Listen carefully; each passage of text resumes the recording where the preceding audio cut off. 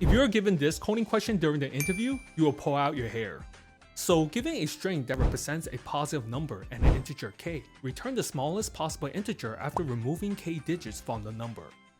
Let's say we're given this string with k equal to 3, we can remove the following digits to generate the smallest number. Let's go over the thought process. The most significant digits are on the left, and the least significant digits are on the right. We want to remove the digits from left to right, starting from the most significant digits. Now for each of the digit, we can remove all of the numbers that's greater than the current digit to the left to generate a smaller number and also decrement our k. We can now repeat the process with the other digits to generate our smallest number. We will need a way to keep track of the previous digits. What we can do is to create a stack. For each of the digits, we can push it into the stack. Now when the elements at the top of the stack is greater than the current digit, we can pop it out of the stack.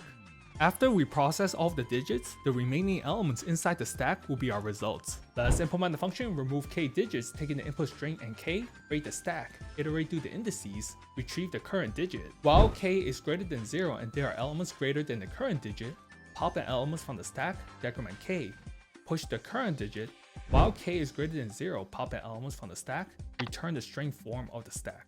Now let's implement the function convert to string, taking the input stack, create the results and a boolean variable to keep track of leading zeros. While the stack is not empty, pull a digit from the stack. If x is a leading 0, continue to next digit, append x to results, set leading 0 to false. If result is empty, return 0, else return results.